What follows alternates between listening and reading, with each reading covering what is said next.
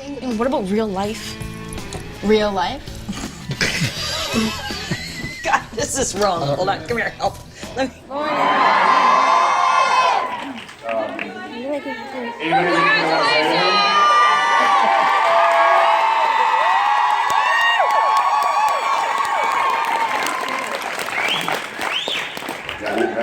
What happened? Jensen, thank you for being here. Yeah. It's a scarf, it's slimming. Slimming. Vertical stripes. Yeah, well, we'll get this out of the way. Everybody's doing good. Mom's doing good. Babies are good.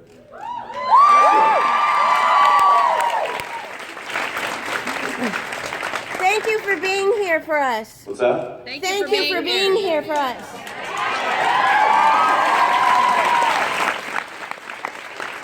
I really didn't have a choice. Yeah, you I told Neil, I was like, listen, I should probably stay, right? I should stay. It's been 2 days. I can stay. You got to be here for another couple days. I'll just stay. She's like, no, you won't. Give me some space with my kids. In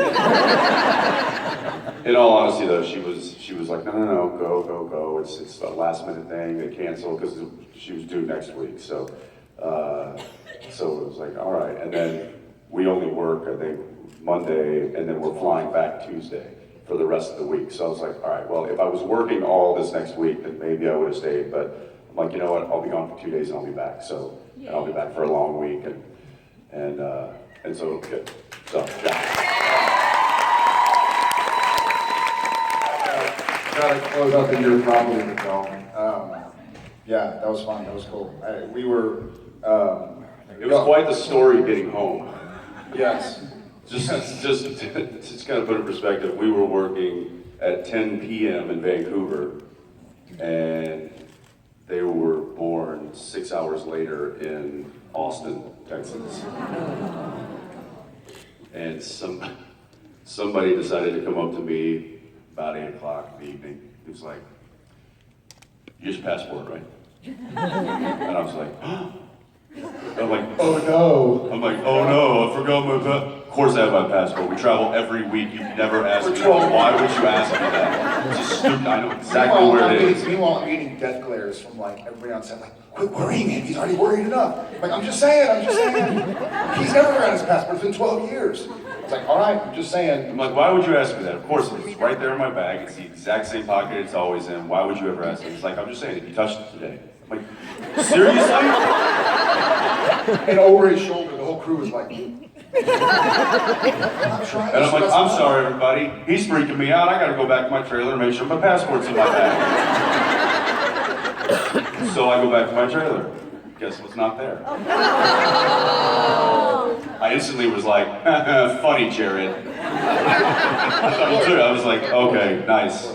I thought we agreed a long time ago not to prank each other. This would be a bad time to prank. Safe place. And then I quickly realized that I remember exactly where it was, and it was in Austin, in my inside jacket pocket that I wore home last time. Go Jared, yeah? I like my stress in layers. I like to want to really pack it on. Yeah, he walks back on the set. So I walk back on the set. He's like this. And we're shooting a scene, and we're by a big lake, and we're at a house that we've built, and I'm on the porch, it's like 8 feet up, and I can see him off in the distance, about 20 feet away, and he's like doing the T-bow and like taking it. And I'm like, something's going on with him. Maybe Daniil like went into labor. And then it's like, okay, Jensen, we need you on the porch, yada yada. And he walks up, takes a knee again, and goes, oh, I don't know how you knew. And I was like, we had a conversation half an hour before. I had to shoot a couple of shots, and there was a stunt. And I was like, I don't know what he's talking about. Like, this is kind of cryptic. And I was like, how I knew what? He goes, it's in Austin. And I was like, oh, the passport thing. We did get home. So luckily Nexus passes and whatnot sufficed. So it was funny. Yes. The day started, and he's usually a pretty cool cucumber, and we've known each other for a long time, and we shoot. We've had stressful moments. We've had surgeries and other births and yada yada, birthdays and weddings and stuff to get to. we start the day, it's like 11 o'clock, and y'all need to thank Richard, by the way, also, because he kind of helped get us out. We start the day. Yeah, we could have very easily been filming until well past midnight. Yeah, well past birth. And we start the day, we're in the Impala, and we're doing like a little driving scene, literally just like driving up to the thing and stopping and getting out of the car. And we're sitting there, and like the scene is we're following another car, and they get out of the car, we get out of the car, and Misha gets out of the truck or something. And so there are a few moving elements, right? It's like you have to, and action the Impala, and action the truck, okay. And it doesn't go perfectly the first time. And so we're sitting there, we're back at 1, and I'm checking emails on my phone. We're sitting in the Impala, as we've done for thousands and thousands of hours in the last 12 years. And it's, they say a good sign of friendship is when you can be silent around each other. We're silent around each other a lot. He's got his stuff, he's got to get done, and vice versa. And we're sitting in the Impala, and I'm like responding to some stressful emails, and he's like, hey, so you think there's like 117,000 miles in this, or like 217, maybe 370,000? And I was like, I don't know. I mean, it's a 50-year-old car, probably two. I mean, I don't know. I know they try to. As many hours as we've sat in that car, I've never looked at the odometer and been like, huh. And then he's like, so how are you liking that phone case, man? I'm like, Jensen, take your anxiety elsewhere, dude. It's gonna be all right. You think this is hand stitched? You think it's original? I'm like, shut up, dude. Like, through emails, it's gonna be fine. And then he's sitting there like, why are we not rolling, guys? Picking up the walkie. Are we rolling, guys? Are we rolling? Like, when is it gonna be action? I'm like, let me. No. I just picked the one. It was like twins. That was code word all day. That was the word of the day. Whenever things were going a little slowly, we were goofing around, which happens a lot. It was like, twins. Oh yeah, right. I'm like, back at it. But happy and healthy and safe and sound. I was wondering how they filmed the scene when they took the blowtorch to your clip. They grabbed the blowtorch and they took the You'll notice he's got a slight limp still. Yeah, it's still kind of. One of the funny things, when it was written, and I read this, so you usually get, as an actor, you get like the first 3 or 4 scripts during the summer, so you kind of know where the direction is going, and usually you're also in Los Angeles, you're going to meet with the writers and say, hey, what's going on? When I read it originally, she was pouring gasoline on my leg and lighting my leg on fire, and I was like, that's going to be pretty intense, guys. Like, even like supernatural ointment wouldn't really get rid of that. And so Phil went to the writer's room. He's like, hey guys, it's going to be really intense. Plus, like, it's a lot. I mean, his leg would be mincemeat. He would probably die. Like, it'd be kind of unbelievable. Not that supernatural is purely believable. That was a bit too much of a stretch. And so he was like, what about a blowtorch? And all the writers who, unsurprisingly, have never used a blowtorch were like, that's not scary. And so Phil was like, got it. The next day, Phil brings in a blowtorch and is like, okay. They started walking, they're like, oh, get in the way. He's like, can we use a blowtorch? They're like, yeah, I gotta go change my diaper. There are no supernatural writers in this room, right? So the way we shot it was we did the scene with me normal feet, and she just held a blowtorch, turned it on, brought it close, turned it off, and went so it's visual effected in. And then I went off to the special effects makeup trailer. They put what looked like 2 strips of bacon on my foot. Not the Denny's special. And then came back in and kind of did an overlay, and they can layer it on top of each other. And it was gnarly. I mean, I was there, and I was watching it going like, that's my gross face. Sammy. But it was fun, and it turned out really well. Yeah, thank you. Did you have any strong winners outside of what you chose or what you're thinking? We actually didn't have a name for our son for until basically last night. Until he existed. Yeah. No, he was 2 days old. So yeah, same with both of my kids. Yeah. And Zeppelin, what we chose, wasn't even in the running. Like that literally came out of left field, and it actually, a lot of people probably associate it with the band, which is great, but actually the way we came, or the way I found that name was his cord was actually tied in a knot. But it wasn't cinched, and it wasn't, so everything was fine. It was loose enough to where it still did its job, but it was tied in a knot. And there's a knot known as the Zeppelin bend, which is what they use to tether the Zeppelin blimps. And it tethers two ends together. It's a very strong knot. And so we named it Zeppelin. You're not serious.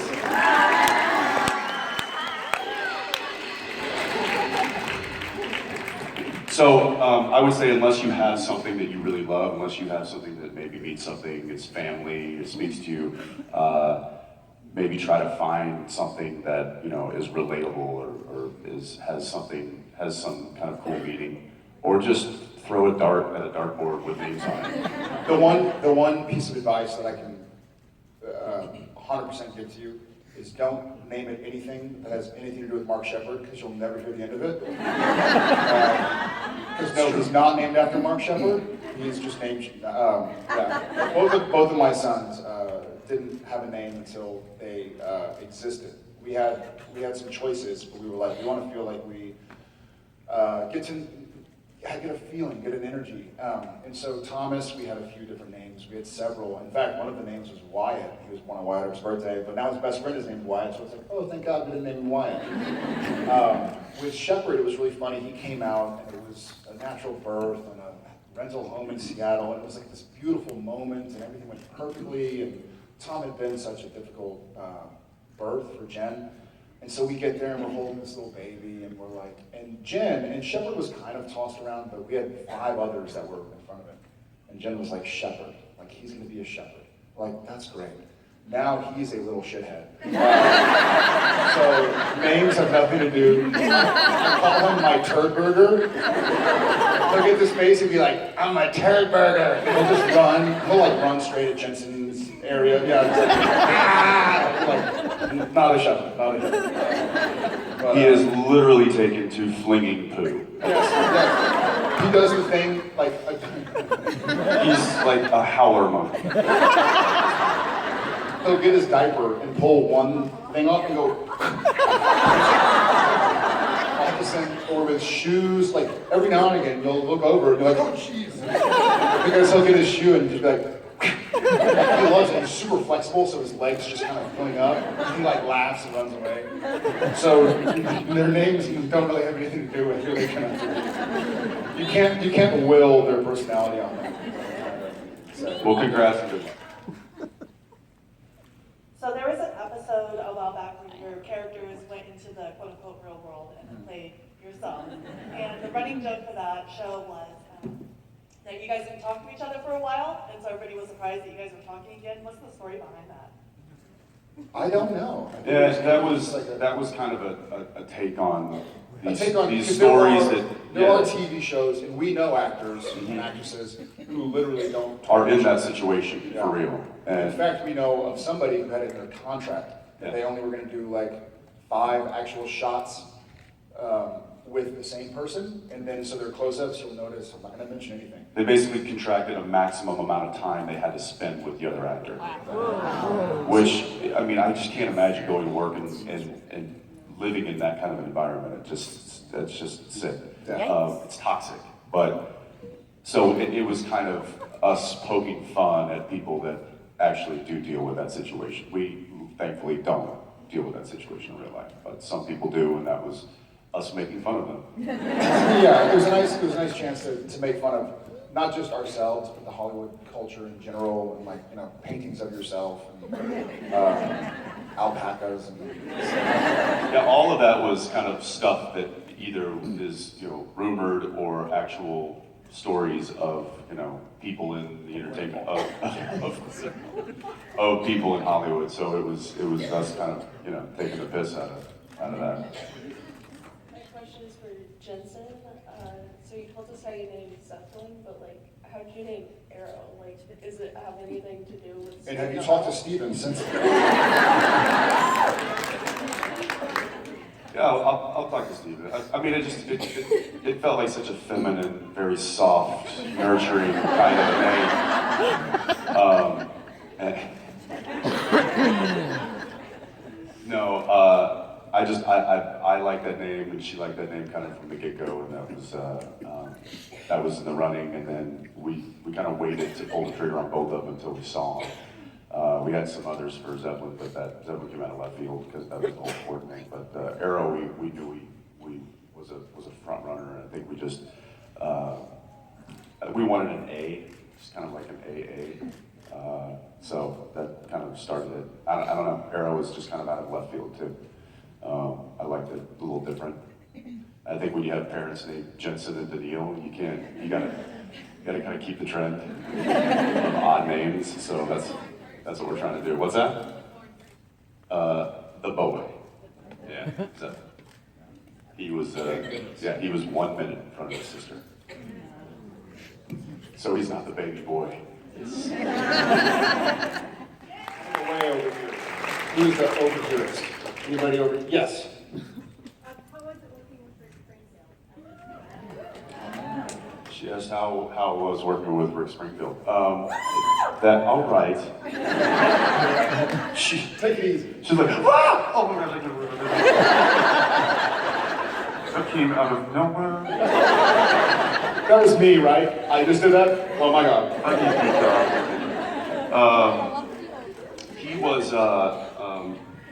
he was great. We only got to really work with him for one day, like a half a day. But I mean, the guy came in. He's obviously a very well-seasoned entertainer and performer because he came in. He knew his stuff great. And he's kind of a reserved kind of guy. He's I wouldn't say shy, but he's very reserved and very collected. And which I guess from our perspective, you think like a rock star, they're bigger than life, and they come in, they walk into a room, and the whole they just command a room. But he was actually kind of just very reserved and Very kind and polite. Very, very nice. a very sweet man. And he and a true professional too. I mean, he as soon as those cameras rolled, it was like a switch flipped. So it was enjoyable. I mean, I certainly found both of us kind of turning into just audience members and watching this guy up on stage do his thing, hoping he would grab a guitar and start playing. But yeah, it was great. I wish we'd have gotten more time with him because he was a sweet man.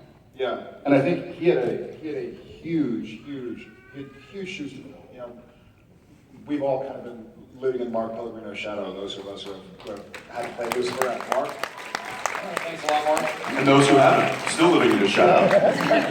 Exactly. But a character that's been so defined and developed by other actors, it's difficult to come in. I think that day when we shot the scenes from last episode, for those who haven't seen those yet, he had just flown in like from Milan from a tour and was like, had a page and a half of a dialogue that was essentially a soliloquy, and then a fight scene. Like that's difficult for somebody who does this day in, day out. Not to even speak for somebody who's flying in because they're also a professional musician on tour. So he really is a rock star of a person. Yeah, he earned our respect very quickly. Big time. Yeah. Ladies in the room. But I actually did have a question. You guys brought up Stephen Amell earlier. I'm also a huge fan of Arrow and all the DC shows. I know you guys are great fans. I also know that the CW is getting a little crossover crazy. Have you guys ever had like any talks about maybe appearing on the show? Maybe not even as characters, but just in the background or something like that. No, we don't wear tights. I mean, you should. At least not on camera. We have talked. We always talk about whenever their shows get canceled, they're welcome to come on our show. My phone's ringing. It's CW. Hello? God, I'm fired? Okay. I say that because they're buddies. I just want to see the other day, actually. I think we love that. We always tease that the best way to end any of those shows would be a 1967 Impala rolls into town. Smash to black. But we see these guys all the time. I literally live across the street from Stephen in Vancouver. So when they're walking the daughter, or I'm walking my dogs or kids or whatever.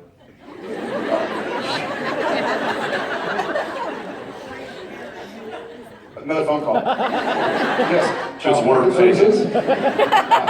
Prison? Got it. I don't leash my children. It'd be a lot of fun. I think logistically.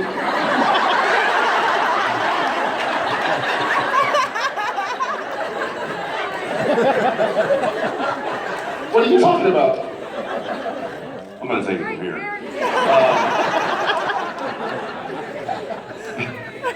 The good thing is there's not a whole lot of shows that we can cross over with. I think that, and I say that because though it sounds like a cool thing, and it probably is very, very cool for the fans of those shows, knowing those guys and knowing the people that work on those shows, it is a logistical nightmare for them because they're not, it's all separate contracts. So if Steven films until midnight on Arrow, then he actually can start working at 4 a.m. on Flash, and there's no union regulation that says he gets to have a 10-hour turnaround or something.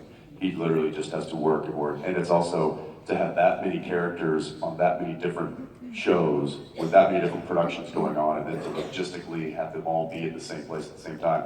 I've just heard it's like made people go insane. So we're just quietly off doing our own thing, not having to deal with any of that. We kind of like it. We're just over the corner having kids. Yep. We're just building the next Hunter army. No big deal. Speaking of which, I think that's it for right now, guys. We'll see y'all later. Love y'all. No awe. We'll be back. We'll be back. We're gonna meet some of y'all, take some photos. Thank you, guys. We can fix you up. Hang on. Mosquito run. I'll cherish that moment forever, Dean.